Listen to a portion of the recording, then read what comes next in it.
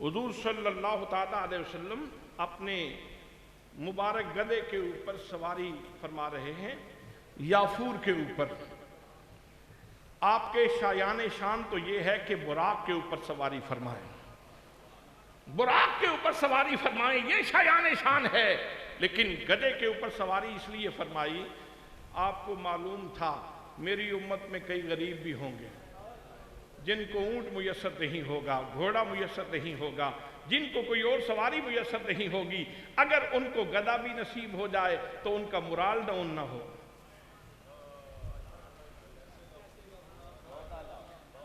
اس غریب کا morale down نہ ہو، اطمینان کے ساتھ گدھے کے اوپر بیٹھ کے بھی کہہ سکے کوئی نہیں، میں بڑی اونچی جگہ پہ بیٹھا ہوں اس لیے کہ میں نے سنت رسول ادا کی ہے۔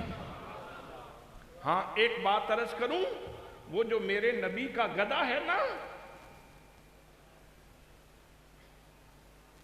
بہت سارے مولوی اس گدھے کے برابر بھی نہیں ہو سکتے۔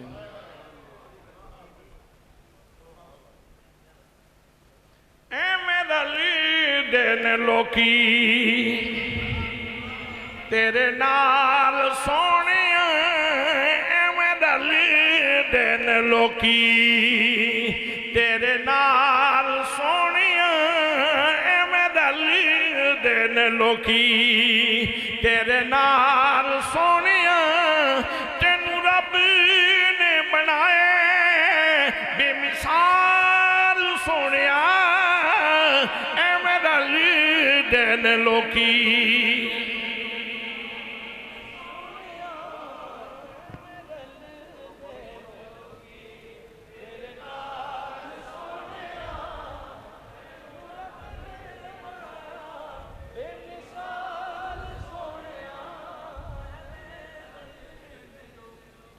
لو جی آپ فرما رہے ہیں ابو بکر صدیق کو بلا کے لاؤ،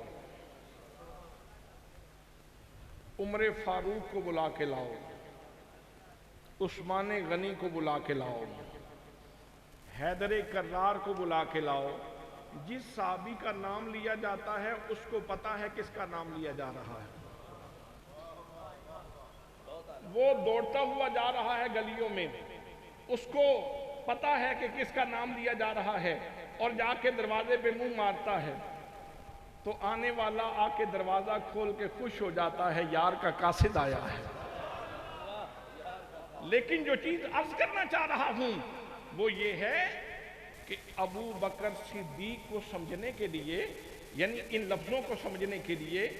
الف کی شناخت ضروری ہے، بے کی شناخت ضروری ہے، واو کی شناخت ضروری ہے، ابو بنا بے کی شناخت ضروری ہے، کاف کی شناخت ضروری ہے، رے کی شناخت ضروری ہے، پھر صدیق سواد کی شناخت ضروری ہے، پھر دال کی شناخت ضروری ہے، پھر یہ کی شناخت ضروری ہے، پھر قاف کی شناخت ضروری ہے۔ اتنے حرف سمجھنے ضروری ہیں ابو بکر صدیق کو سمجھنے کے لیے۔ اسی طرح جناب فاروق اعظم، دیگر صحابہ کرام، جناب بلال۔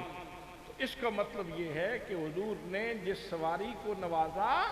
جس سواری کے اوپر تشریف فرما ہوئے، اس کو بھی علم عطا فرما دیا، اس کو بھی علم عطا فرما دیا۔ ہمارے ایک استاد محترم فرمایا کرتے تھے، میرا نبی تو خزانے تقسیم کرنے والا ہے، خود بھی علم والا ہے، جو بھی آپ کی بارگاہ میں آئے اس کو علم مل جاتا ہے،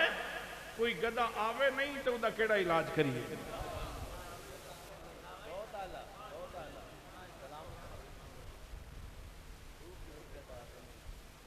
حضرات، میرے آقا سوار ہو کے جا رہے ہیں، تفسیر جلالین کے اندر ہے، آگے عبداللہ بن ابی منافق کھڑا تھا، وہاں ایک صحابی بھی تشریف فرما تھے۔ تو جب سواری وہاں جا کے رسول اللہ کی رکی تو منافق کہنے لگا، عبداللہ بن ابی منافق کہنے لگا، واللہ آذانی نتن حمارے کا، واللہ آذانی نتن حمارے کا، تمہارے گدھے کی بدبو نے مجھے تکلیف دی ہے۔ حضرات محترم،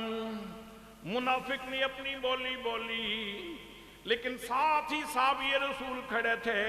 فوراً تڑپ گئے اور بولے، فرمانے لگے،